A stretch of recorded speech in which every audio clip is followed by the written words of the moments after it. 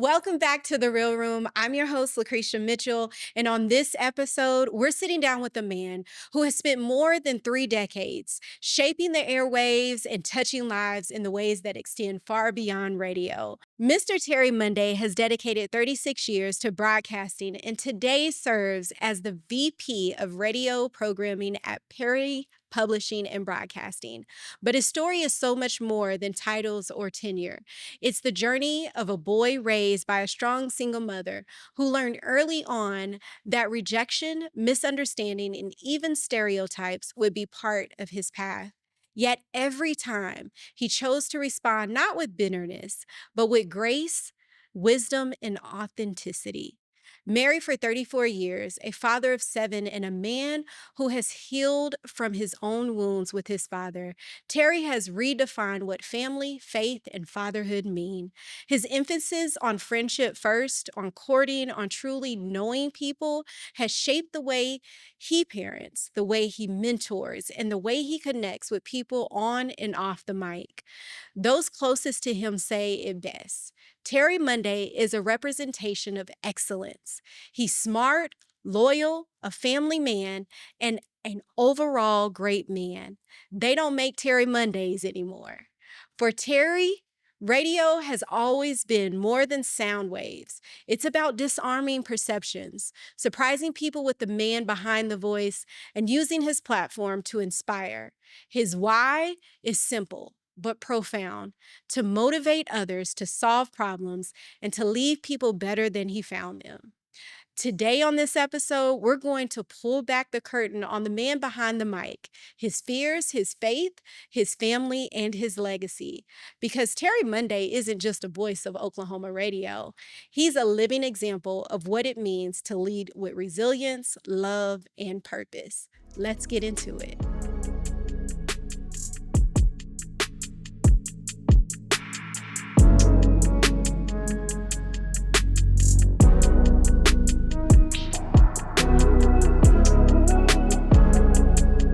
Welcome.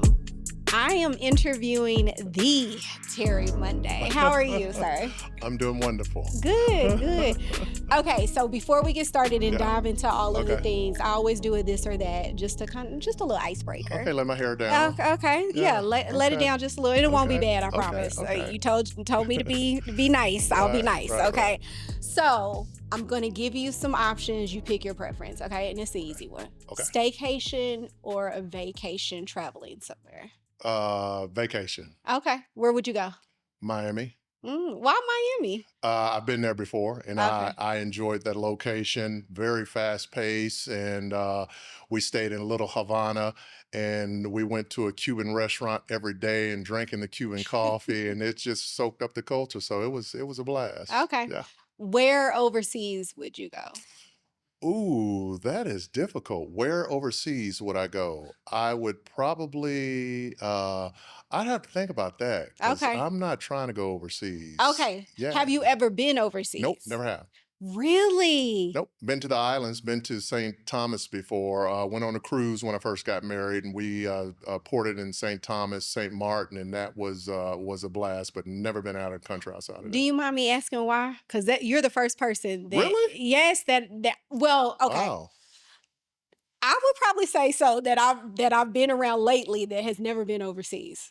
Wow. I have no idea. Okay, I'll pick a place. I would say maybe Germany. Okay. Yeah, Okay. no particular reason. My roommate from college, their family was stationed in Germany, and he Okay. said some things that I thought was pretty cool or whatever. So probably Germany. Okay. Yeah, I learned something new about you. Yeah. Okay, cool. So let's dive in. I Okay. want to learn who you are, Okay. the foundation. We had the opportunity to talk before, and you told me about your mother. Yes, ma'am. Please elaborate on just the woman she is and what she has taught you. Mom, single parent, and 3 boys. I'm the youngest of 3 boys, and mom was she gave it her all she had, all she was to us, her 3 boys, and hard working, loving mother. And I know that's typical of any guy talking about their mom, especially Right. single parent or whatever. But Yeah, she put everything off into us, raising us. And one of the things that I appreciate that she did was when we were young, on weekends, she would always get us dressed, put that Vaseline on our face. That's old school. I couldn't Listen, I st- still put that Vaseline on my face, I okay? cannot stand grease on my face. She would shine us up, and we would go and visit relatives, Okay. great aunts and uncles and cousins and Spencer. We'd say, yeah, we visit our cousins in the country. Yeah, yeah. So that's one of the strong points that I always remembered about my mom. When we were young, we would always visit different relatives. So of course, family was very important to her. Yeah, Mhm. yeah. Tell me about just your journey throughout childhood and school. Where did you attend high school? And then you went on to Langston Yes, University, ma'am. correct? Yes, I attended U.S. Grant for 2 years, and then Northwest Classen for 2 years. Before I attended U.S. Grant, we lived in North Highlands, so I was supposed to go to John Marshall. Okay. So that's why I know a lot of folks that live in that edition and attended Edwards, and because the next high school is John Marshall. So I did my freshman and sophomore year at U.S. Grant, played basketball there, and then my junior and senior year at Northwest Classen, then graduated and went to Langston University. Now I did not play basketball at Langston University. I did have some offers, John Brown University, a couple other schools, and Coach Piccolo at the time wanted me to go to El Reno Junior College at the time, Mm, and I didn't understand. I just, as a basketball player, it's like, I'm not trying to go to a junior college. I didn't understand what I know now. yeah. Like with my daughter, it's like, well, you can be developed at a junior college and then stay 1, 2 years and then go up. Right. But at that time, I didn't understand. So I just chose to go to Langston, leave basketball alone, and Hmm. get the college degree and get out. What sparked your interest in what you're doing now, as far as the radio? Uh, I could, you know, that's a great question. I was a selfish dude at the time. Come on now, I was from Northeast Oklahoma City. We did in there everything wherever the girls were. You know what I'm Okay. saying? Okay. So I thought it was cool to look off into radio because being on campus, the guys were kind of like local celebrities on campus. And I was Mm, a business major at the time, my freshman year at Langston. And I can honestly say, once I changed my major to broadcast journalism, it was a blast. And I started making straight A's. I had television, radio classes, news writing, photography, and theater classes. mm, So, stage management, stage production, we even did stage makeup. And yeah, I enjoyed it. yeah. So, it was easy. Yeah. Were you surprised by that? Like somebody that played basketball and then you were a business major Mhm. to go into that major and then do really well. Like, did that surprise you or was there something in there that was always there Did it surprise me, the that you did transition? well in the Uh, major? no, I think the only downside was my grandmother, who was a great Langston graduate, and she went on to OU to get her master's in library science. She was the one that encouraged me, number one, to go to Langston, and then number two, you ought to be a business, major in business, and you can teach when you get out. Mm. So I'm just doing what Granny tells Right, me to right. do. And then I just hit a point to where it's like, I got to go home this weekend and talk to Granny. And when I told her, she was a little disappointed, but Right. she supported me. She said, "Hey, follow your heart, do what makes you happy." And so I wasn't surprised Mhm. because it was easy. I have friends back in the old neighborhood that they said, "Yeah, man, when you were a kid, you always talked about being in radio." Mm. I don't remember that. I Really? never talked about being in radio. There is one thing about radio I was always fascinated with was when I was young, uh, two other brothers, me and Big Reg had a room together, and our oldest brother Tony had a room. So me and Big Reg, we'd be in the bunk beds, and I would never go to sleep. I would Mm. put a transistor radio under my pillow. I don't know why. And I would just kind of scan and just Mm. listen to stations all night long until I fell asleep. So I was just intrigued with listening to radio, which now we just say content. I was just Yeah. intrigued. That's very Yeah. interesting. That's very interesting. Okay, so went to Langston. And then from there, where did you go? Um, I did an internship at a country station, and I know a lot of people don't understand that. I did a internship at a country station in Guthrie, Oklahoma. Okay. Dan Collard is my guy. He actually was a graduate from Oklahoma State University, Okay. and he was a manager there. And he was my boss as an intern student. And then they hired me at the end of my internship. Mm, And Dan, the best boss in the world, he left Guthrie and moved to Stillwater. So I would say after I graduated, Dan gave me a call. He said, "Hey man, I'm at a radio station in Stillwater. It's a rock station. You want a job?" I said, "Yeah, Dan, I'll follow you anywhere." oh, So wow. I went to Stillwater and worked at a rock station in Stillwater, and Dan ended up leaving. And I think that's the nature of the industry was that the station in Guthrie was sold while I was there, and then the station in Stillwater was sold while I was there. Okay. So I just kind of felt like this is kind of an unstable industry Yeah. with radio stations always being sold, or maybe it's small markets. So that's when Jim J. Lamont, the comedian, I feel like I remember that name. he was a Langston graduate. He's a comedian now. He worked for KPRW in Okay. Oklahoma City. And he said, "Hey, T, if you want to come back home, man, I can help you get on at the radio Mhm. station." And Darnell Swift was the program director there. And I went, applied for the job, and then they hired me. So I left Stillwater, the rock station, and came home to work for KPRW. Okay. And I was at KPRW for about maybe 4 years. Okay. And they changed the format and they fired everybody. Okay. And I end up using my work study skills at Langston as a peer counselor as skills to get a job at the Betty Chase Center. It's in behavioral medicine. Mm-hmm. And I worked there for about 6 years, and I was a overnight 11 till 7 in the morning supervisor for 6 years. And then that's when I got the call again that Mr. Perry purchased his first station. Do you want a job? I said, When yeah. was this? What This was in year? 1993. Okay. Okay. Yeah. And I got the phone call, so I was one of the first DJs hired Wow. for 11:40 a.m. was his first radio station. I Yeah. was the first evening and mix show DJ. Okay. Yeah. Wow. How do you feel that particular you having all of that experience, right? So a lot of us we go through life and we have Mm. all of these different experiences. How do you think all of that you went through as far as your job career shaped you into who you are today?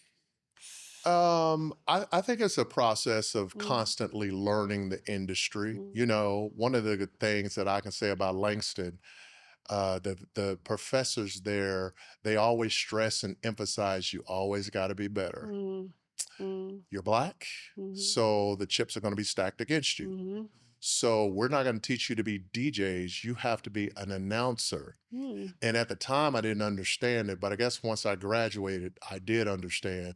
So, because when you from the hood and you go off to Yeah. college and you still talking slang and with the speech classes and things like that, I can say it helped to uh, refine us as Mhm. talent. And you get away from talking slang, and you have to say your words properly and sit up Mm, and even when for a guy from Northeast Oklahoma City to work at a country station, yeah. and then Different. and then I worked at a rock station in Stillwater, and I can say that the first time I was really proud of my educational background from Langston University, this black kid from North Highlands, then Kerr Village, and then go off to college, was working at a rock station. And I remember I had a shift and we were giving away Coney Island box lunch or something like that.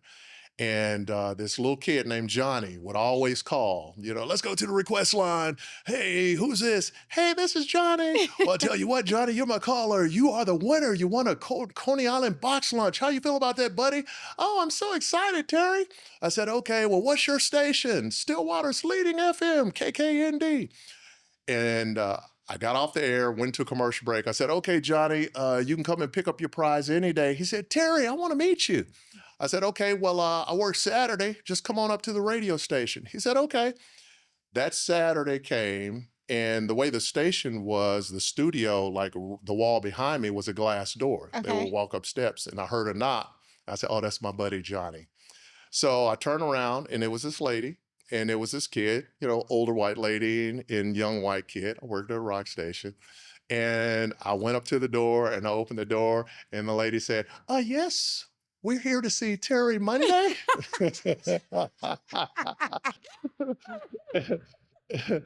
And I'm in radio mode. I'm like, yeah, I'm Terry Monday. And I looked down and the kid was just staring at me. And I said, you must be Johnny. Uh-huh. And he just kind of stood there with his In mouth shock. open. Yeah. And the grandmother said, well, okay, Johnny, speak to Terry, Johnny. He said, hi, how are you? Shake his hand, Johnny. And he shook my hand. And I just took control of the conversation. I said, Yeah. hey, Johnny, I appreciate you calling, man. I tell you what, I got your prize right here and an extra t-shirt. And I grabbed it and gave him the prize and said, hey, how's that? How you feel, man? Uh, I feel good. I feel good. And the grandmother, I could tell she was so uncomfortable. She Yeah. said, okay, well, Johnny, let's go. All right, Johnny, keep listening to the station. And he left. And as soon as I shut the door, I said, I've done my job. Radio is theater of the mind. So Mm. I felt like with my training at Langston University, being an articulate DJ and being on a rock station, they couldn't tell if I was black or white. They Yeah. just knew that it was announcer, his favorite DJ on the radio That's station. awesome. Long story short, little Johnny never called back. Oh my goodness. He was in Little shock. It's Johnny. okay. It's okay. Little Johnny, if you out there, Yeah. he's a great Yeah, guy. exactly. Come back, Johnny. Come back, Johnny. Oh man, thank you for sharing that. That was good. Yeah. Okay, so let me ask you this. I mean, just going through that experience, how did that impact you? I know it was an amazing feeling to say, hey, I did my Yeah. job. But a lot of times we can experience things like that. It kind of can knock us off and make us kind of think about the world we live Yeah. in. How did that impact you in any way, if it did? Yeah, it didn't affect me Yeah. whatsoever. Just Yeah. let me know that I did my job. And that's what I try to convey to intern students and new DJs Yeah. that's in the radio game. And I keep stressing and emphasizing, don't take this industry serious. This Yeah. is theater. It's theater of the Yeah. mind. Once you're in studio and from 2 p.m. to 5 p.m., whenever your show is, it's up to you to be entertaining, informative, and don't talk too much and bore the people to get them to change the station. It's Yeah. about time spent listening, giving the listener a reason to stay longer and listen to the program. Yeah. Yeah. Yeah. That's good. You mentioned DJ and announcer. What's the difference? I think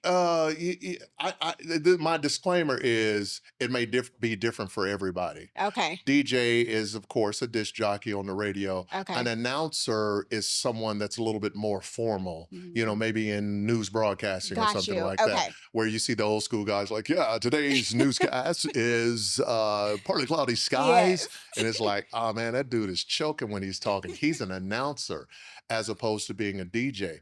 There was a time with the urban station where my program director at the time said that, hey, y'all got to stop sounding so formal. You got to kind of Mm. relax. And matter of fact, everybody need nicknames. And it's like, okay, well, what nickname do we need? It's like, we have to be a reflection of the community. Yeah. So you're Terry Monday. Come up with a nickname by tomorrow.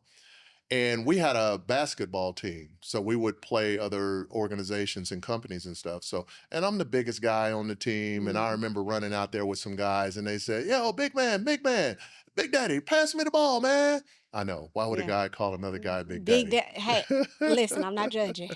But at the time, Big Daddy Kane was popular. Yes. So they started calling me Big Daddy Monday. Yes. So that was my name, my nickname or my jock name was Big Daddy or Terry Big Daddy Monday. Got you. Got you. Okay, let's switch gears just a Okay. little bit. Okay. Married for 34 years Yes, to ma'am. your amazing wife. Yes, ma'am. What has marriage taught you about just forgiveness, patience, and just commitment? Marriage has taught me, I can honestly say for me, marriage uh, helped to keep me grounded, Mm. helped to keep me focused, not just married, being married, but to my wife. Yes.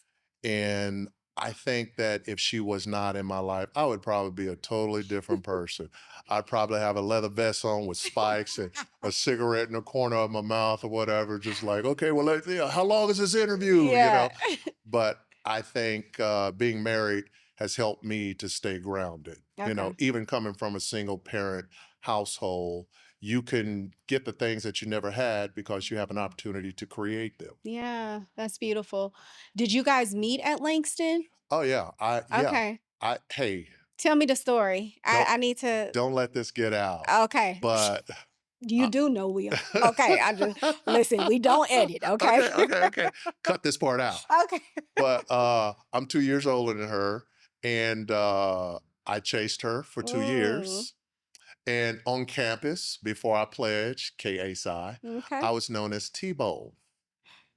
I don't think I wanna know why. No, it's Okay, cool. okay. It's cool. Yeah, because I mean, hanging out with the fellas, they just they bestow a name on you. And he Okay. said T-Bone. So why you call me T-Bone? You look like T-Bone steak, bro. I don't know. I'm like, that's stupid, but let's Okay, roll with yeah. it. So I chased her for 2 years, Okay. and she pretty much said that T-Bone, you're not my type. You're Mm, not my type. And I'm a touchy person, which I was then. I would always touch on folks' shoulders and like, you okay? Hey, how you doing? You want yeah. to sit down for lunch together? And she would always say, well, Don't don't touch touch me. me. And then she told me she was already interested in someone. Mhm. And I said, okay, well, I tell you what, instead of me dropping a dime on him because we're in Bro Hall together, I'm just going to be your friend and I'll just be here Mm, for you. And we were actually friends. I didn't pursue her in a romantic way, yeah. but I just, if I had some extra money or whatever, I didn't have a car. She had a car. Like, hey, I got some extra money. You want to grab something to eat in Guthrie? Sure. Yeah, T-Bone, we can go. Yeah. And we would go to Guthrie and eat. So, and then at the end of the day, we had phones in the hallway. Boy, Mm. I'm showing my age. Man, because them And phones is yeah, they extinct now.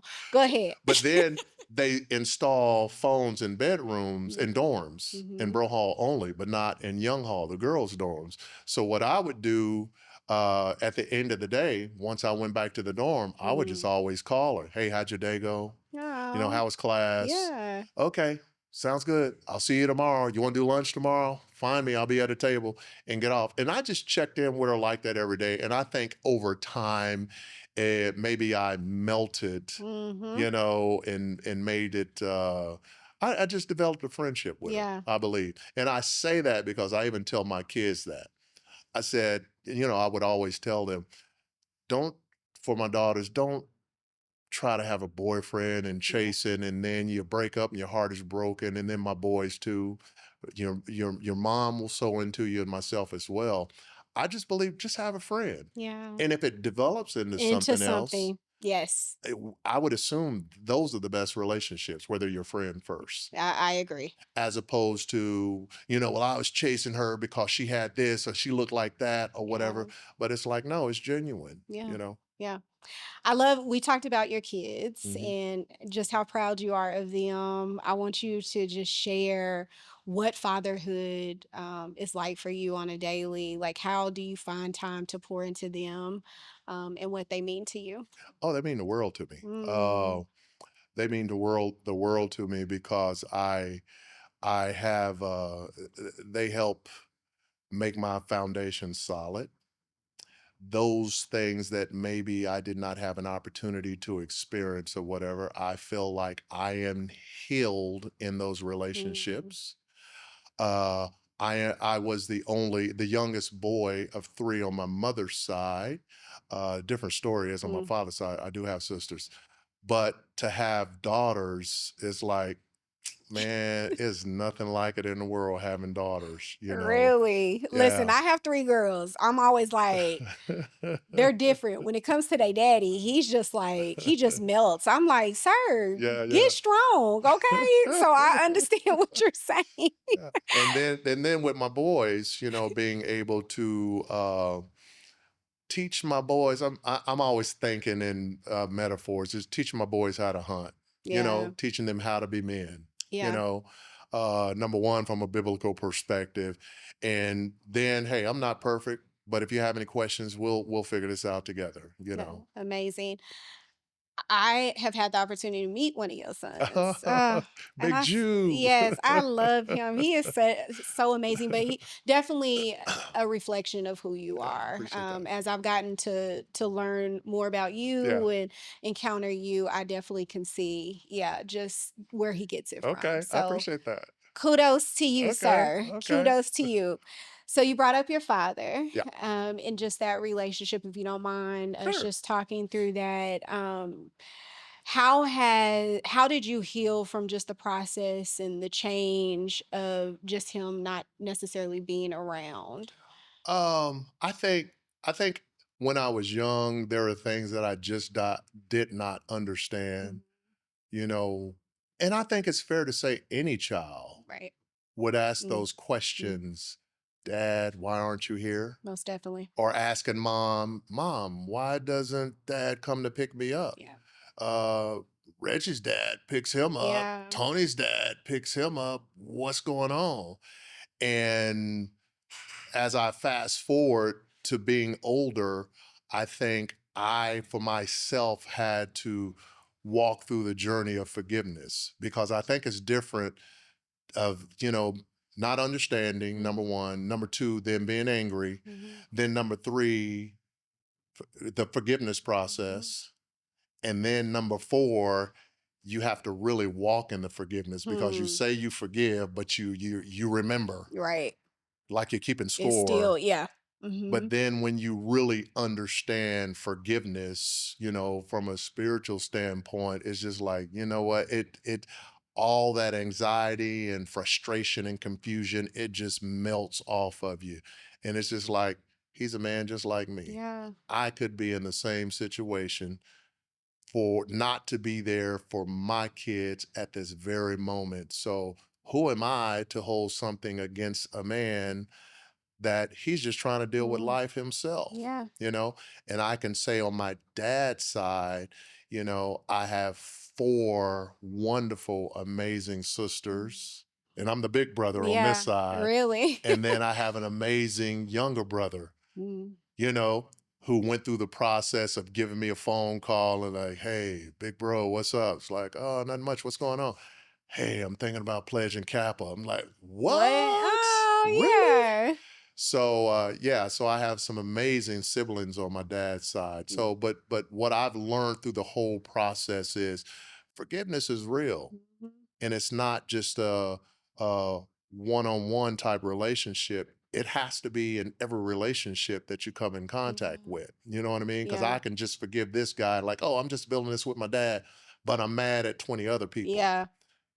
So yeah, just walking in forgiveness. I feel like forgiveness is definitely necessary for Yeah. you to, in order for you to be the best version of yourself, Yep. right? I would agree. Because how can you be mad at somebody, like you said, walking around with this anger and this hate and this bitterness towards someone else and still striving to be the best version of yourself? You can't be because you're holding on to stuff that Yeah. is Yeah, unnecessary. and I think when you don't forgive, you're mad. I may be mad at you, Mm-hmm. but I'm the one that's miserable Right. because I'm keeping score and keeping Right. track, and I'm watching you on social media and like, oh, I can't stand her. Look at Right. her, Right.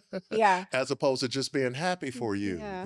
So And it's hard for some people though, and yeah, I get it, but it is so important in order for you to be happy yeah, and to thrive, you gotta let go of stuff. You yeah, gotta forgive people. yeah. I would agree. So what advice would you give someone that is wrestling still with just forgiving someone, whether it be a parent or just anyone? What advice would you give them? I think that's different for everybody Yeah, because some people may come from abusive situations. yeah, That could be over my head because I would never tell someone that was abused or lost a loved one, yeah. "Oh, I understand," because I don't You don't. understand. Yeah.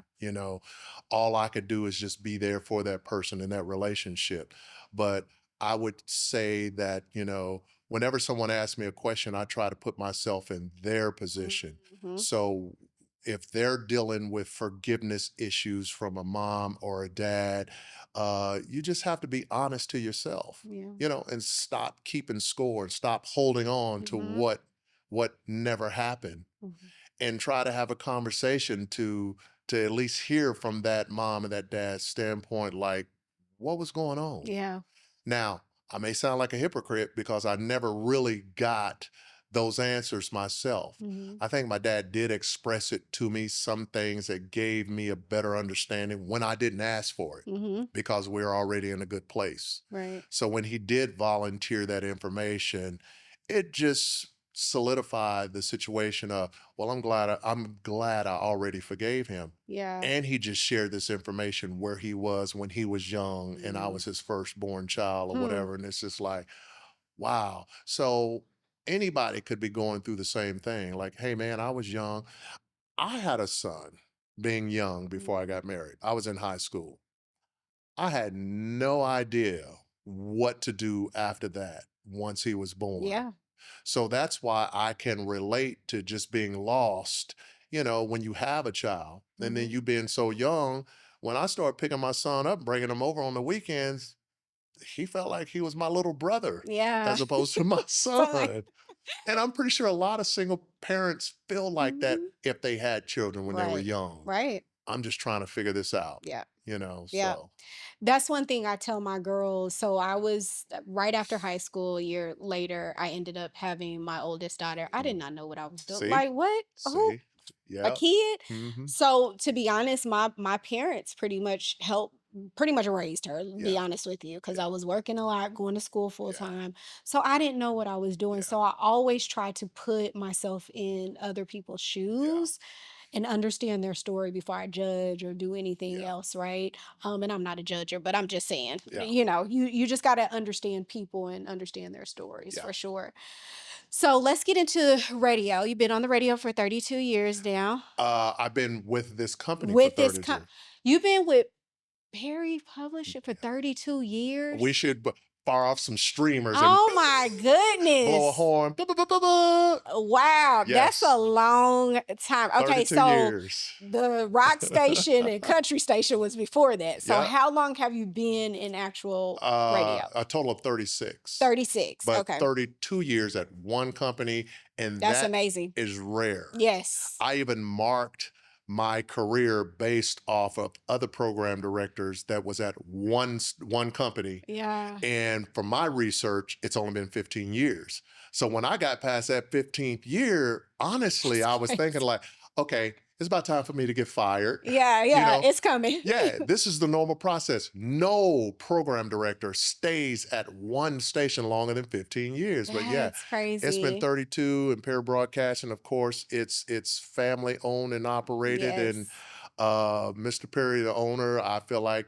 that is a father figure, and Kevin is my brother. So it's Yeah. a family atmosphere. Yes. How over the years, just dealing with different personalities, right? Managing and handling different personalities, how have you been able to just adjust and give grace when needed? Because I'm sure you've dealt with a lot, right? So, what does that look like for you as a person that's been there 32 years, have the background that you have? Um, and then have to manage all of these different personalities and these Yeah. people. That's a good question. I think my management style is based off what I want. Mm, When I'm on the love that. air, I want the freedom to create Mhm. within my show the time limits. Tell me the rules, tell me what I can and what I can't do, Yeah, and then let me create based off me doing the love research. that. So there's well, I've only had one program director, but he allowed us to be the talent and evolve. Mhm. And I think I'm like that also. Even if a DJ is doing something wrong that I'm training for their show, I never just like, hey, you did this wrong. Yeah. I want to understand why. Yeah. Because I can always talk at you and tell you did it wrong, and you say, okay, then you Mhm. turn around and go do it again. Yeah. It's like, okay, why are you talking too long on your breaks? Mm. Well, because, I have a lot to say. And then I will address their comment. Well, radio is about less is more. Mhm. It's not about talking for a long period of time. Right. It's about you need to word edit and keep it as short as possible and Mm. get in and get out.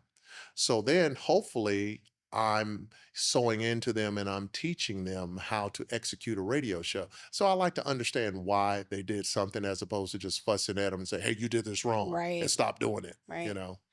So it sounds like you had a good example of what it's like to be a supervisor, I guess I would say, or a manager, VP Yeah. of your people. Yeah. What have you learned? What has been one of the hardest lessons that you've learned in this position? The hardest lessons that Yeah, I've learned in this position yeah. is And I'm not even going to say hardest lessons. One of the biggest lessons, I should say, not hardest, but one of the biggest lessons that you've learned oh in this. no, this is double dutch. I'm gonna Yeah. follow you. I'm gonna double dutch. I'm Because gonna I'm like, jump in. hardest lesson, I don't know. No, no, Okay. no, no, no. Hey, this ain't no grammar class. Let's Okay. do this. I'm with you. Listen, you got me nervous over here. It's the I don't see Terry Monday. I don't Okay. see why. I would say one of the hardest things that I've experienced in this industry is trying to educate and empower local artists to get them to understand the process of Mm, radio and the music industry as I know it. mm, I said that purposely because you may talk to another program director in Chicago, Dallas, right. New York, whatever, their philosophy is totally different. Mhm, So, whenever an artist that's trying to break into the music industry, mhm. and notice I didn't say just to play it on the radio, but when they try to break into the music industry, I just try to give them what I have, Yeah. which is the knowledge of my journey Mm, based off my rapport and relationship with all the record labels. mm, So if you have a song and you call me and you tell me, Terry, will you play my song on the radio? I don't know anything about you. mm. This is business. Yeah. So tell me about yourself first. Hmm. But what they do is like, oh man, this song I just made it. Me and my homeboys in the garage, man, and videos, and I got these with this many streams. And okay, but I don't know you and you don't know Right. me. Right. Yeah, but my song sound better than Drake's. Okay, but you can't compare yourself. Yeah, but it sounds good, man, and you'll like it. I'm gonna send it to you. Can I play it on the phone for you right now? And Mm, I tell them like, okay, I'm always constantly disarming them. I tell them like, stop bragging about your mhm, song. mhm. You have to allow me to listen to it and just give me the right to like it or not. Let That me part. form my own opinion. Yes. Because at the end of the day, the strategy in the music industry is your marketing strategy.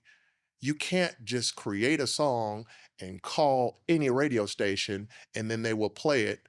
And then a week later, you're buying your mama a new house Right. and Right. you know what I'm saying? Yes. It is a process. For Mhm, some people, it's a short process. And for some people, hey man, I've been grinding 20 years and I mhm. still never made it. Or for some people, hey, I've been grinding 5 years and I hit it big Yeah. and I'm going to all the award shows or whatever. Mhm.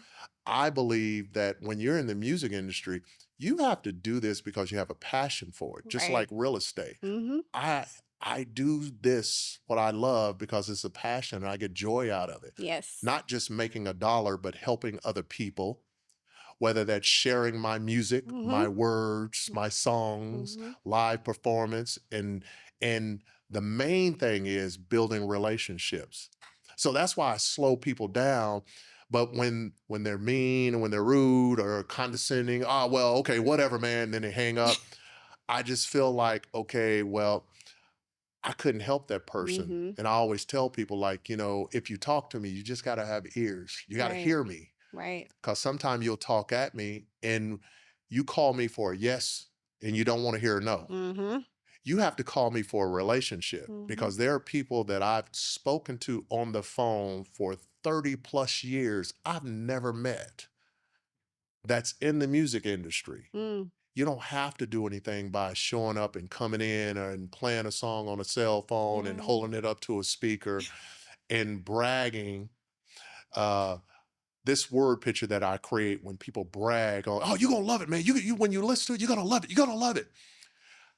I try to slow them down by creating an image. I say, you know what? Don't ever do that. Well, what are you talking about, man? You're gonna love it. I said, what you need to do.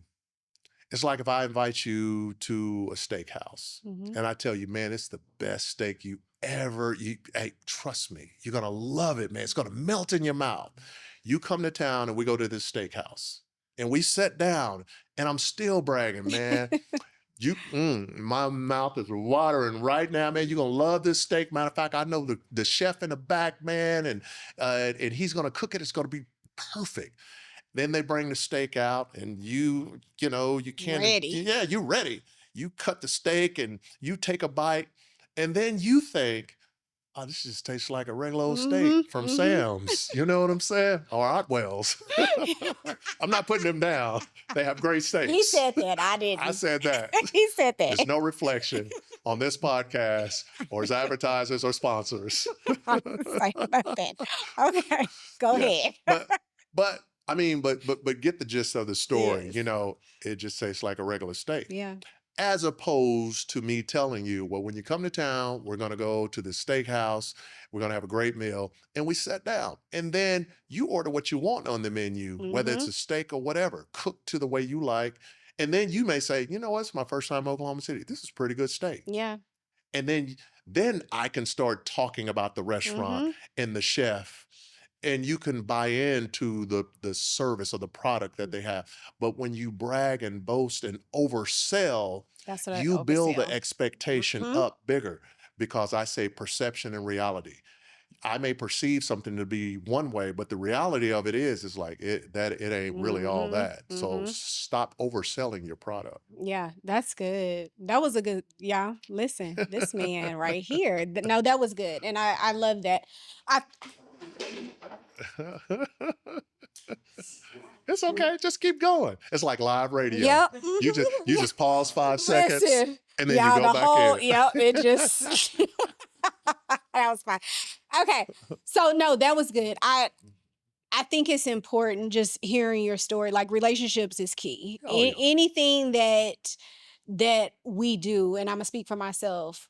I have to have that relationship. Even with my clients, I built the relationship first, so then they can begin to trust me, right, to Yeah. do the job that they've asked me to do, and it Hmm. helps. It helps me to serve well. I don't go in there bragging. Yeah, I didn't sold this. I didn't sold that. Hmm. Right. Hmm. I want you to have your own Yeah. experience. This is what I know I can do for you, Hmm. right? And so I think it's important to build those relationships. So thank you for sharing that. Being in radio as long as you have and the relationships that you have built, Yeah. right? Have there been any where you're like, you know what, that particular relationship has changed my life for the better, or that was just a really bad situation. I don't ever want to deal with that person again. What has there been any relationships that has just changed your life for the better outside of the very first gentleman that you mentioned, Dan? Was Yeah. that his name? Dan Yes. Collard. Yeah. Dan Collar. What other relationships has changed Terry's life? I think people outside of the company that I've done business with Mhm. that work for different labels, there are so many, and I get it why now people don't like saying names because you're gonna leave somebody out. Mhm. There's a Butch Hartfield that Mhm. worked for Epic Record and Arista Records and DreamWorks Records. There's his brother Romario Hartfield. There's so many. Kenny Mahone, uh, Neil, a buddy of mine that works for Interscope Records. He's in Los Angeles or whatever. So having relationships with people like that, Gloria Fitz, who worked for Jive Records, they're like brothers and sisters. Mhm. The relationships went beyond just talking artists on the label Right. and promotions and things like that. Where some of them, when they come to town, they'd come over to the house, or vice versa. I'd Yeah. be in Dallas, hey, Terry, come over. The family, we're doing something 4th of July weekend if you guys want to come down. So just having those relationships outside of the music industry. Yeah. And I think that's important. If you feel let me ask you this. If you were to have tried to sell them, kind of like what you were talking about on, or I don't know how the conversation went or how the relationship started, but if you would have tried to be something that you weren't or upsell them on something, do you think that you would have these genuine relationships that you have? No, I don't think so. I think, I think in any relationship, Mm, it's only strong because of what you put into it. mm, So all of these people, and then there are some that I haven't named. Um, we've taken time out, not just business, but just mm. checking on each other, Yes. you know, even when they were sick or I was sick, or hey, my daughter's in Houston, can you check on her? I can't Mm. get in contact. Hey, Terry, don't worry about it. I'll go and check on her. She's in school. I'll go on campus and check That's on her. awesome. Yeah. Yeah. And I had another buddy, his son was going to college in Cameron University, Mm, in Lawton. So, hey, if I need to run down there and check on them or take care of them, move some furniture or mm, whatever, I'm here. So I just think it's those things outside of business that we mm, do for one another. mm. How do you continue to get better in this industry? What are the things that you do? Um, I think constantly, wow, that's a pretty broad question because this industry is constantly evolving because Mhm, of streaming. mhm, You and I right here is evident of that mhm, because it's content. You know what I mean? mhm, And I don't know how you feel and me being in radio and us having this conversation.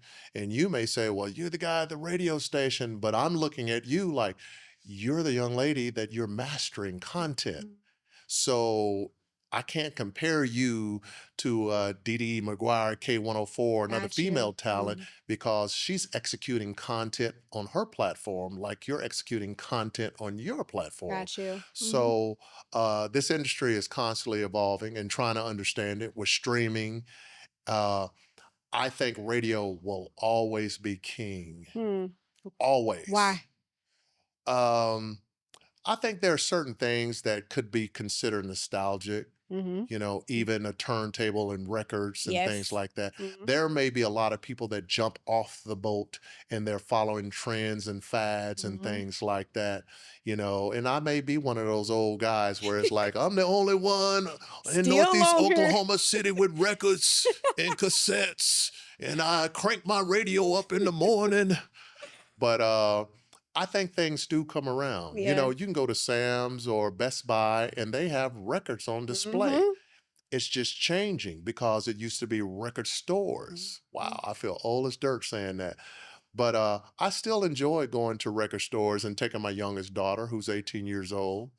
And I remember one of my daughters, who's 27 years old, and I had records at home. And she said, well, Dad, what's that? I said, it's a record. She said, "Well, I mean, what do you do with it?" I said, "It's music." And she said, "Oh, it's like a big black CD." Yeah. It's like, wow.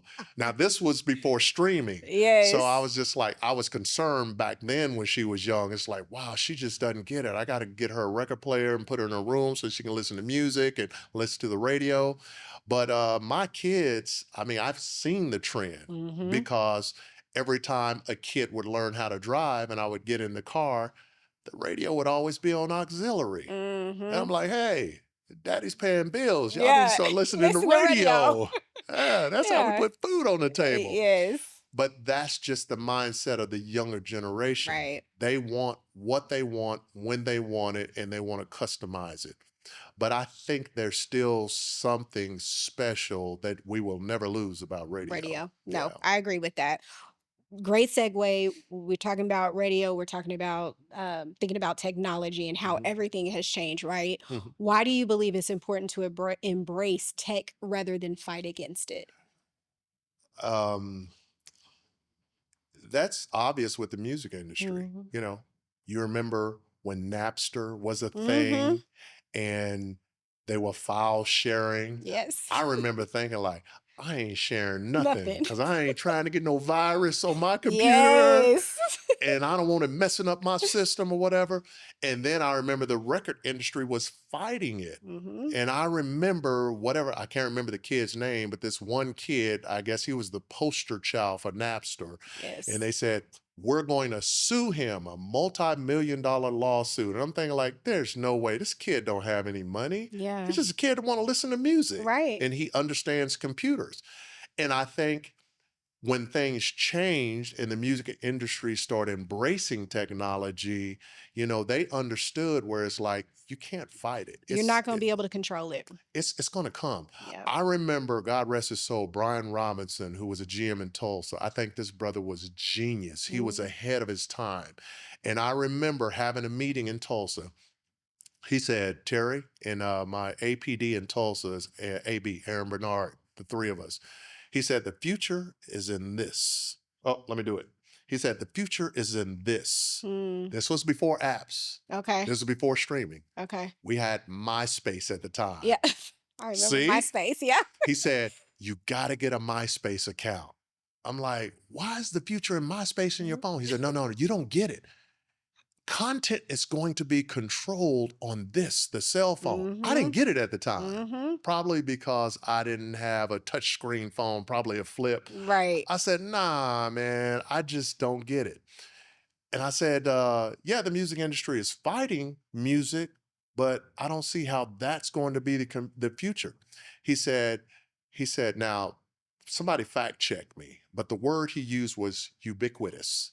He said, people want music ubiquitous. I'm like, what is that? They want it free like water. When he said that, I said, nah, man, that'll never happen. Yeah. Music will never be free access to everybody. Yeah. I didn't understand it at the time. You got too many record stores. You got printing press. You got printing records, printing CDs, too much money being made. That will never happen. That's why I say this brother was ahead of his time and he was absolutely right. So what I've learned from that is one of those important relationships with that brother was that you have to embrace technology. One thing for sure that will always happen in your life and my life is change. And it's technology. Some people sit back and complain because they can't keep up. Right. I don't understand why I got to have an email. Yeah. I don't understand. Somebody called it the talk show and he said that. He was mad. He said, electronic mail ain't real. And I was just Sir? like, yeah, I did that. I did that. I said, sir, what are you talking about? It's not real. It's not real. I can't get a job because they said I need an electronic mail. I said, brother, you got to have an email just to communicate. Look at it as a form of communication and stop fighting it. So I'm trying to talk him off the cliff, so to speak. Embrace the technology. But there's a lot of people that don't understand. That's like when we do ticket giveaways. They're digital downloads.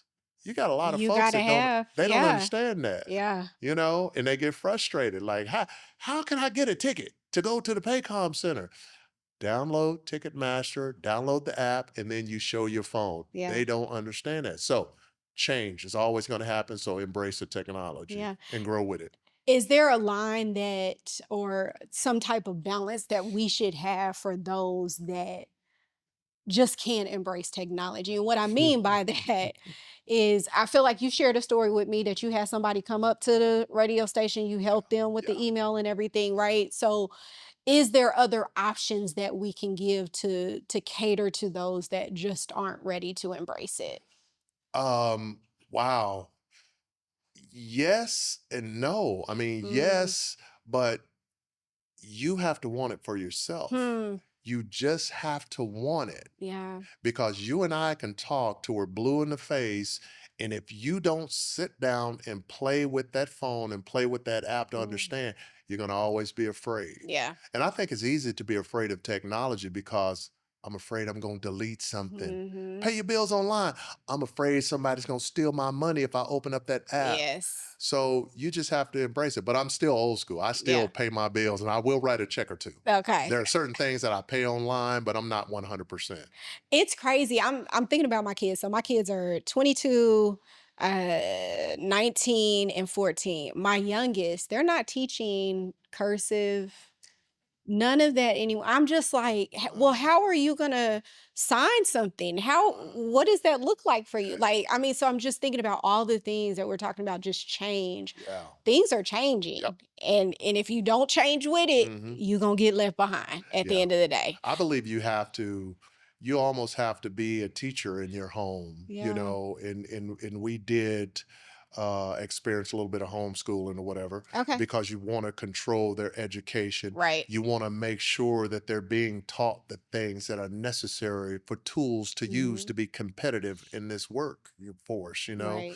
And we didn't, when COVID hit and kids were going home and parents were losing their minds and doubling up on their liquor, you know, nothing changed in our household. Yeah.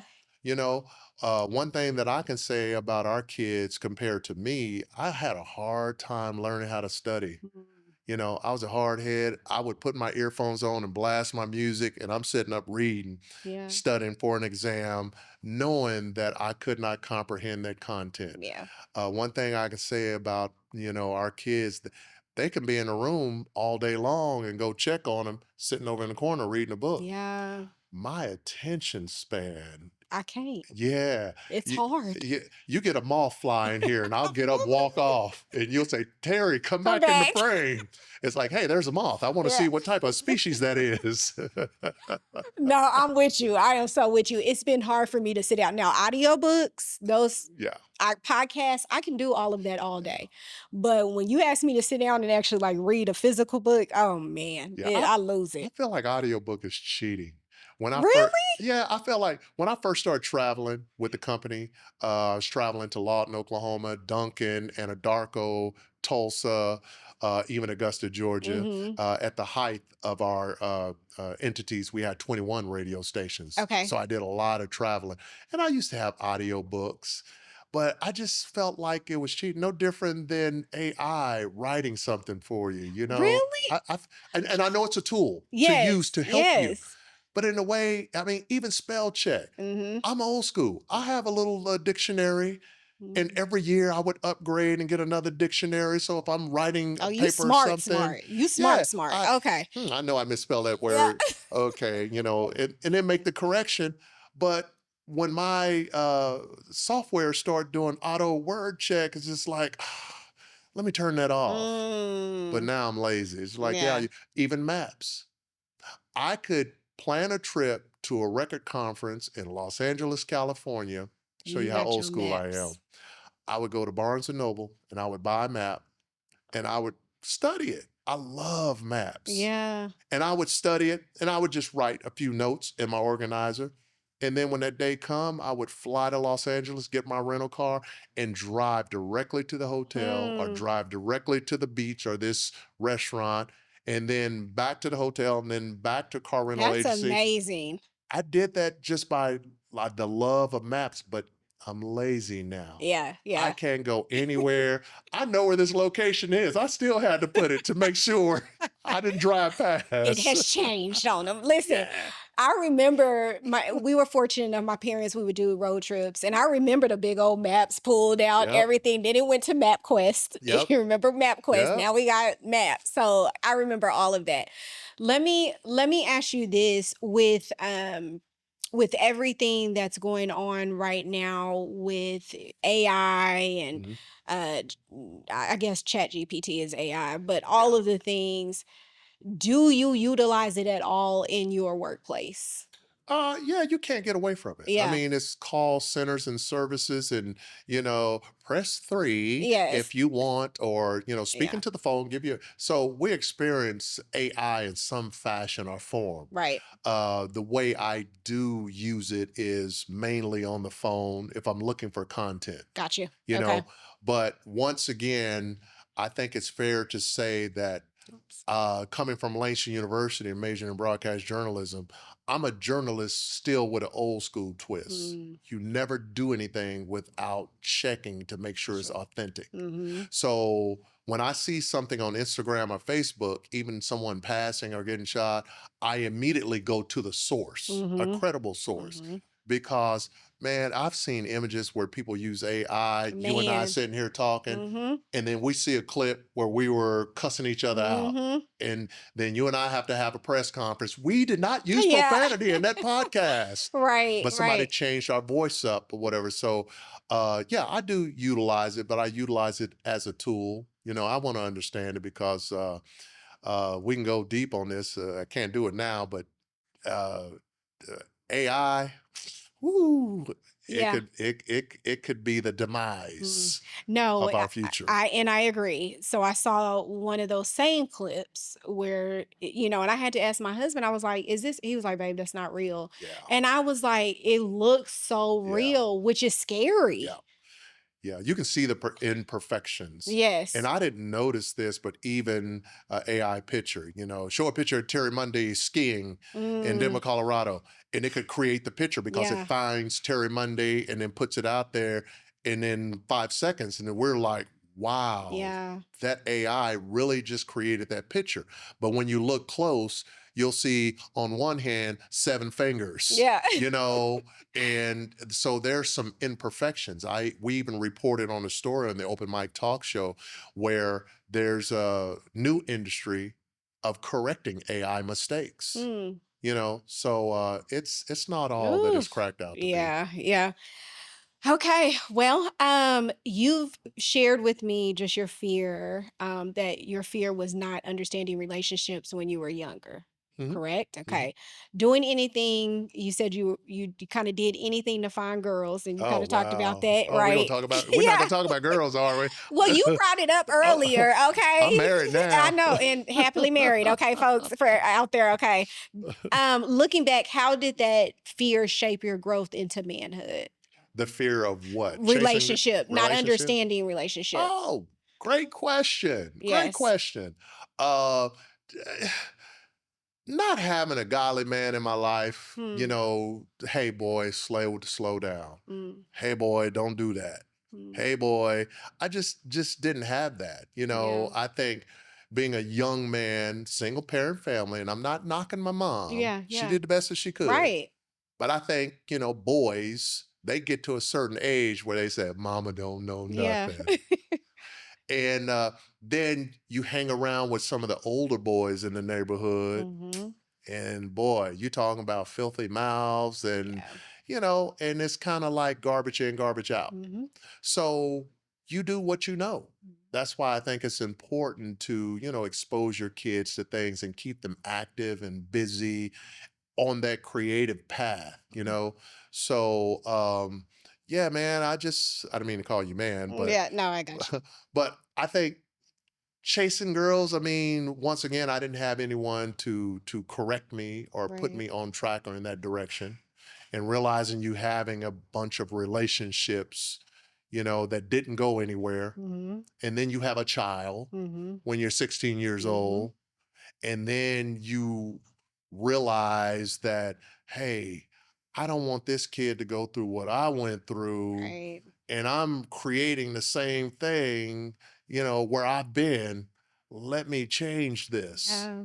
So I think I just got to the point to where, well, I can't do it in my own strength, of course, with the strength of God, but hey, I need to be in a relationship with someone that's nothing like me Hmm. because I'm too hood. I am in these streets, girl, Mhm. Mhm. and chasing folks I have no business Yeah. chasing. That's why one of my mottos, is that I refuse to chase people that don't want to get caught That's it. because just being it hurts. Rejection hurts. Right. So I don't want to chase you if you don't want to be in relationship with me. It could be a child, it could be a Mhm. relative, it could be a work colleague. Hey, I'm cool. Yeah, I'm I'm good cool. on I, it. I Mhm. respect you, have nothing negative to say about you. I just have to move on because the longer I stay in this relationship of chasing you and you purposely don't want to get caught, Mm. we're wasting our time. Right. Yeah. Right. You already answered one of my questions, which was just about rejection, Yeah. and so I'm going to move on. You said that your motivation is inspiring others. After 32 years, what still fuels you to wake up and pour into people day after day? What motivates me? I would say my family. I would Mm. say my wife first and foremost, and my kids, sewing in my kids and watching and seeing them develop Mhm. and creating their own path and them actually listening to the guidance that you give them Yes. and not trying to sound corny or whatever, but don't give yourself away Mm, sexually. mm, Don't give yourself away, you know? mm, So when you get in a relationship, you honor that person and you have your non-negotiables, mhm. you know, and you don't want to experience the heartbreak and not understanding having a child and not being in a Yeah. relationship. So, once again, it may sound corny, but going through the courting process, Mhm. when you meet someone and you think that's the person, that's a vetting process. Yeah. Back in the day when we were young, we just call that going to the club. Oh, this one didn't work. Okay, so now we're gonna go to Club Access. Yeah, yeah. But then you realize when you know better, you do better. Yes. So then you teach your seeds, you teach your children where it's like, hey, I want you guys to really enjoy life and relationship or Mhm. whatever. So you need to make sure that if you are in a relationship and you're moving forward, make sure you're equally yoked with them. Yeah. It's real important. That's very Yeah. important. Then all those other things as far as bonding families, that's important. Man. Yeah. Yeah. Let me say this. I now that I'm older, Mhm. okay, about to be 43, and I now see the importance of what my family was saying, what my parents were saying, what we were taught in church, don't give yourself away, Yeah. right? I now understand that Yeah. just the soul ties that Yep. is connected and attached and everything that comes with that. And so trying to make sure that my girls understand that. What do you feel why do you feel like it's so rare now? And I'm just speaking just because of statistics and what I hear and Yeah. just all the things that we see. Why do you think saving yourself is so rare now? I don't think it's necessarily rare. I'm pretty sure there are a lot of kids out there that they are saving themselves for marriage. Mhm. I think that with technology Mm. and we're desensitized, Mhm. think about it. When we were young, I mean, I'm going to go way back Yeah, before you, before me. before you, black and Y'all, he's white, he's older than me. No. just a little bit, just a little bit. Uh, Going back to the only thing that was on TV, a Leave It to Beaver, Oh, you know, yes. the Lucy show with her Mhm. husband, Mhm. Ricardo. Mhm. I didn't understand, but in their bedroom, they had twin beds. They didn't even want to show a husband and wife married with two kids in the bed Yeah. together. I didn't even think about that. They didn't Yes. they didn't even show skin. They had Yes. pajamas on and a robe. Yes. It was risque to Mhm. see a woman, even a man, walk around with just underwear and a t-shirt on, a Mhm. tank top.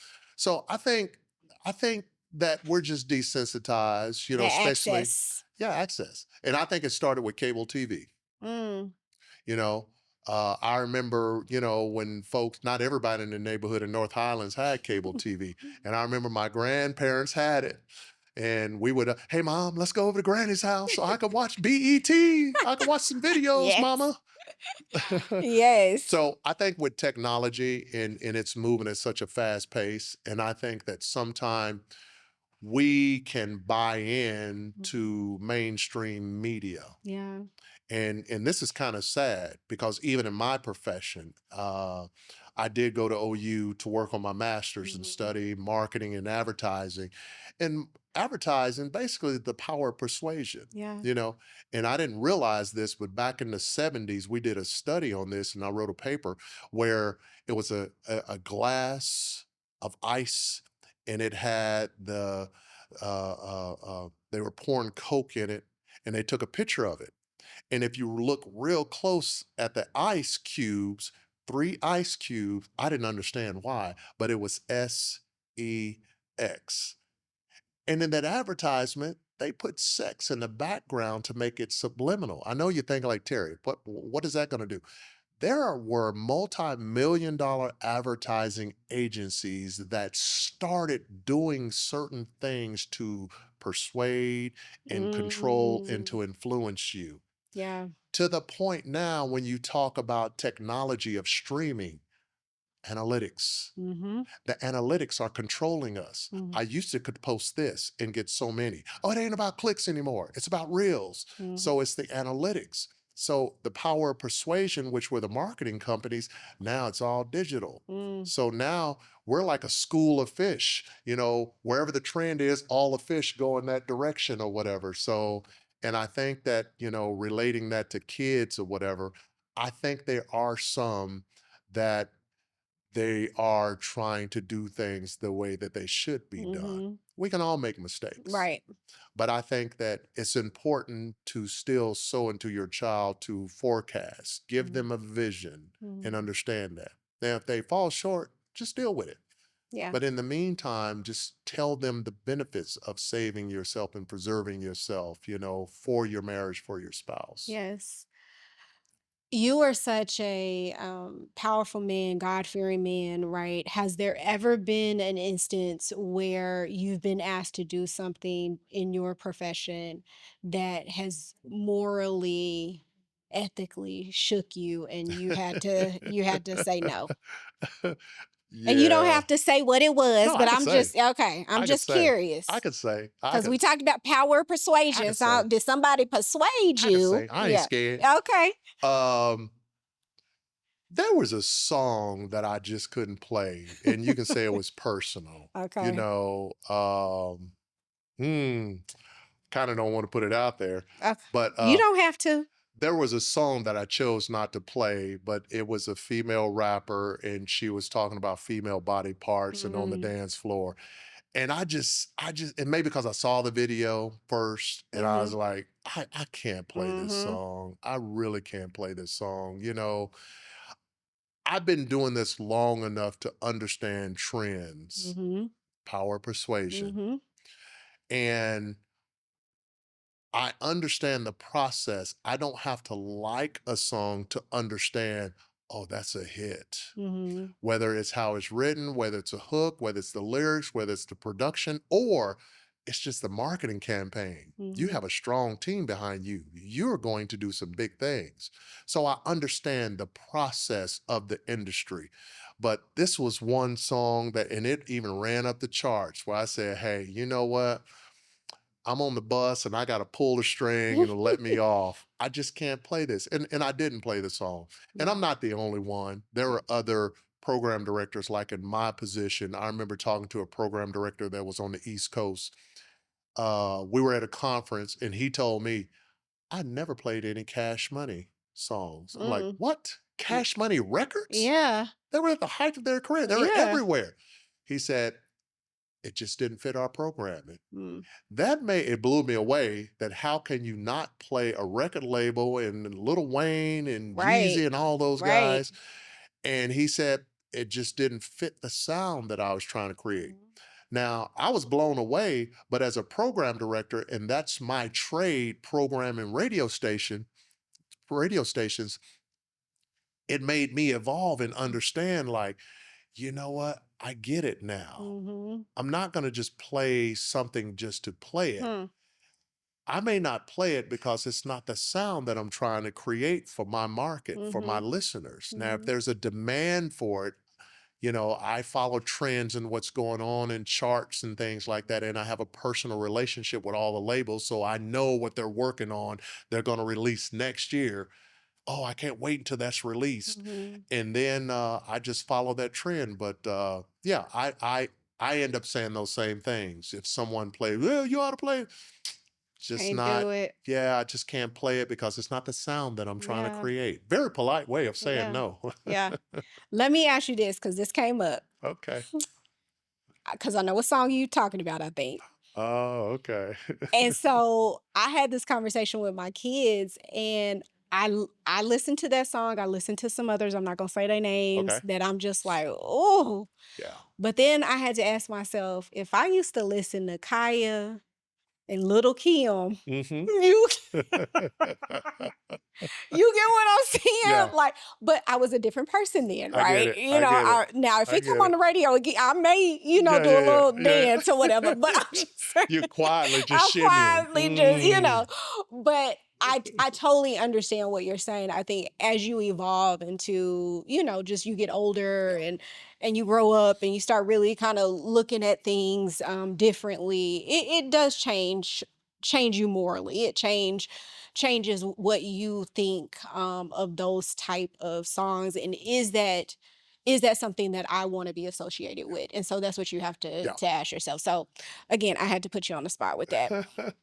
Okay, so if you've never seen Terry Monday in person, this man is tall. I mean, just yeah, and I know you've had instances where people think you're one way, Oh, yeah. and then they finally meet you in person, and Yeah. it's like, okay, well, maybe he's not so bad, Yeah, yeah, right? yeah, yeah, Or yeah. maybe, okay, I thought I was gonna try to get him, but Yeah, he yeah, too yeah, yeah, big for me to get him. yeah. What has the perception of others, how has that has it affected you, and how have you handled that? Um, I think perception and reality, what I mentioned to you before, Hmm. people hear you on the radio, and based off your opinion and what you Hmm. say, they either like you or they hate You're you. right. They either agree or they disagree. And there are some folks that they form a friendship because they hear you every day, you Right. know. And I have had some folks confront me, especially being on the talk show, where this gentleman, we broadcast live at a club for voting, Hmm. to tell folks to get out, register to vote. And it was a 2-hour broadcast, and during the commercial breaks I'm walking around shaking hands and handing out t-shirts, and I'm talking to Liz, oh, I got to go back on the air.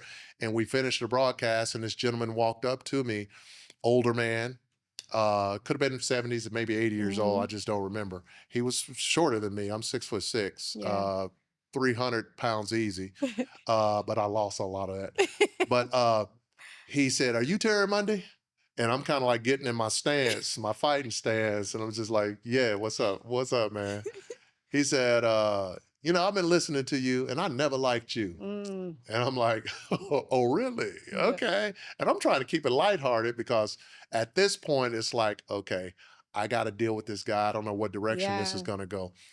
He said that, "Yeah, I never liked you, man." And I just asked him. I looked in his eyes and I said, "So you came up here to whoop me or what?" And Hmm. he said, "Well, I don't know what I was going to do. I just didn't like you." Just wanted to let you know. And then he told me, he said, "You know what? You're not like what I thought, man. Mm, You're a pretty cool dude, man. The way I see you talking to folks, you're nothing what I would have yeah. thought listening to the radio. And then when I see you and your personality," I said, "So you my friend now or what?" Yeah. Knowing me, I probably asked him for a hug or Yeah. whatever. And we both just shook it off, and I've never heard from that gentleman again. If Yeah. he still listens or if he calls a regular call or whatever. But I think I think it's important to always constantly do PR. Mm, One of my professors at Langston University, it affected me when he asked us a question in class. What is PR? mm, Public relations. Okay, but what does it mean? I think we all, rattled off, it's this, it's that, it's this. And he just kept saying, no, that's not it. mm, Well, what is it? I don't know. When y'all come back to class tomorrow, you tell me. He let class out. It's like, mm, okay, we don't go to the union and hang out. We get a free day. yeah. The next day we came back. He said, what is PR? Public relations. He said, does anybody understand what PR is? And we said, okay, please tell us. He said, public relations is having someone always say something positive about you or Mm, your product or your service. So you constantly, as a journalist, you need to always do PR in your trade and mhm, be good at it. So that affected me. So even that man that was sizing me up, and I wanted him still to have a positive mhm, experience. So the only thing that I could give him was my personality. And then yeah. I asked him for a hug. Yeah. And I probably said, well, hey man, if you want to come back next week and fight, we can fight, man. One of us have to buy the burgers though, Yeah. and Yeah. I just give him my personality. Yeah. That's so good. Okay. That's something new. Okay. I learned something today. See, y'all, we always learning on here. Let me ask this. I'm a person who always, welcomes feedback. Okay. And I would be crazy if I didn't ask the Terry Monday to critique me in this moment, whether it's good or bad, because I always want people to be saying Yeah. positive things about me, right? Yeah. Yeah. But I also want to get better. Okay. And so Tell me what it is, and we doing this on the podcast, Oh, okay? live, like right Live, like now? right now. Oh, so I Okay. get to critique you right You get now? to critique me right now in this Ooh. moment, You got some okay? tissue? I listen. I'll just be over here doing this, okay? Taylor, grab you the tissue in the Yeah, nice yeah, box, yeah. okay? Engineer, get some tissue. No, I really would love to hear your thoughts. And I know I'm putting you on the spot, Yes, but you really are. I just want people to understand that in order for you to be the best version of yourself and to continue to grow and evolve, it is so important for people such as yourself that Mhm. I consider goats in this industry or just in Oklahoma in general, Yeah. to try to get something from them and also always be willing to give back. If I can ever serve you in any way, I'm always here. I'm always going to support in any way. But yes, I would love to hear what Mr. Terry would say to me, and it can be good or just, a constructive criticism, whatever. Okay, you ready? I'm ready. Oh All right. God, I don't know if I am, y'all. Hold D- on. Okay, here we go. Does Taylor got a box of tissue for himself? Listen. Uh-oh. I'm going to tell Taylor I think I'm Okay, too. come on, come on. No, no, no, no. I think you have a great setup. I think you have great content, what you're doing right here, right now. Mhm. And you know this because when you came to the radio station, been interviewed several times, like everybody that come through, I always follow you on your social media. Yes. And then I tell people like, hey, I'm not stalking you, but you need to accept me as a friend. Yeah. And I've always been a fan of the content that you post, even when it was only your real estate. Mhm. And then I realized when you were doing the real room, it's like, oh, she's evolving. She's doing, I don't know where she gets the time, Yeah. but she's doing some other things. And then even behind the scenes, how you communicated with me Mhm. and you scheduled and things like that. I think you did a great job, Right. behind the scenes as Mm. far as, letting me know the times and things like that, and even prepping me. Mhm. Where it's like, oh no, just give me the questions and you ask me. I don't want to know. And then I Yeah. said, well, send them to me. Let me Yeah. look at them. He did. Just to have that option. Yes. Because a lot of people, when they come to the radio station, they may sit down and like, well, what you gonna ask me? Mhm. During a commercial break. And the first thing that I do is I try to disarm them. I'm going to take care of you. Mhm. All you got to do is just follow me. Right. I just need to know the name of your company. Do you have any specials, Mhm. anything going on, functions, events? Mhm. And just relax. I'll take Yes. care of you. And then I normally start off with personal questions where I may ask the person about themselves because I can tell you're sitting here and you're nervous as heck. Mhm.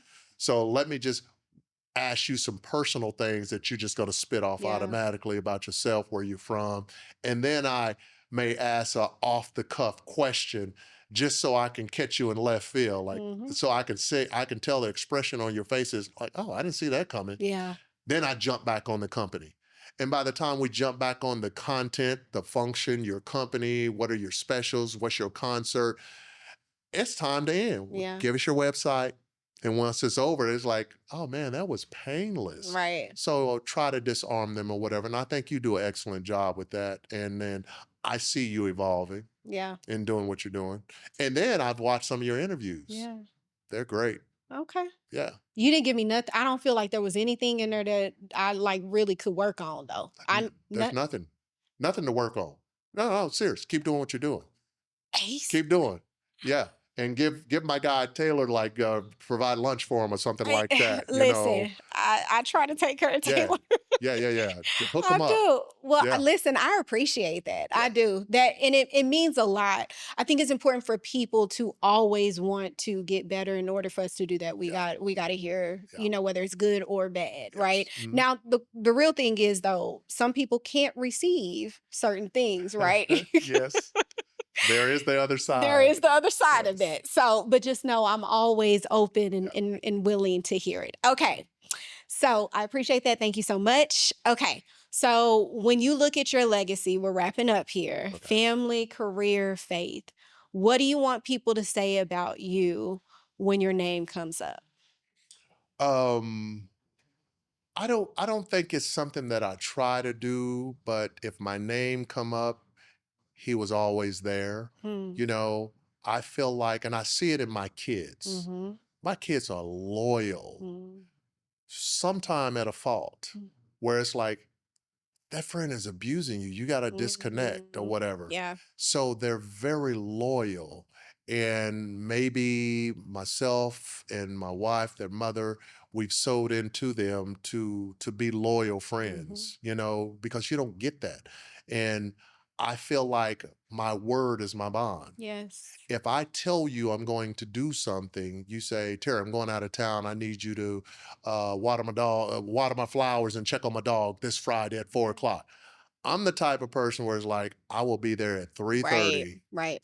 and I will take care of the task. And knowing me, I'm going to document it or take a picture or two, give you something you didn't ask for. So when you see like, oh wow, Terry sent a message, him picking up the puppy and watering the dog, and he even took the trash out, Mm-hmm. just to do something to where it's just like, that makes me feel good Yeah. because he's a man of his word. A lot of times you don't get that. You're only as good as your word and your commitment. Yes. Well, sir, I appreciate you for Oh, no being on problem. here. Is there anything else that you want to share? How can people follow you, find you, all of the things right there in that camera? This one here. This one right here. Okay. Of course, you can listen to me live on the radio on 1140, you can go online, okcheartandsoul.com, and click on the listen live stream link. Or you can download the app, stream at PPBC, and you can also listen to any one of our radio stations, or you can follow me on Facebook, Terry Large Father Monday, or on Instagram. Now, my Instagram is public now. Okay. It wasn't. It wasn't. I'm an old school personality. Hey, listen. But the Facebook is private. Okay. You just have to request, and then, Yeah. you have to go through a series of tests, and then I'll allow you in or whatever. I think I'm almost at the max or whatever. That's why I've been slow. So, Okay. but yeah. I'm gonna do something a little different, and I'm gonna put you on the spot. Okay. Okay, I'm gonna prepare you though. I'm gonna give you some time. Okay. I typically close it out, but this whole announcer voice, like I love it. So I need you to close us out with whatever you want to say. It could be an encouraging word. It can be, something that you do on the radio. I'm letting you have the mic right now. Oh, wow. Just close it out? Just close it out. Close out the real room. Wow. Ladies and gentlemen, thank you for listening and watching another episode of The Real Room. Stay tuned for more.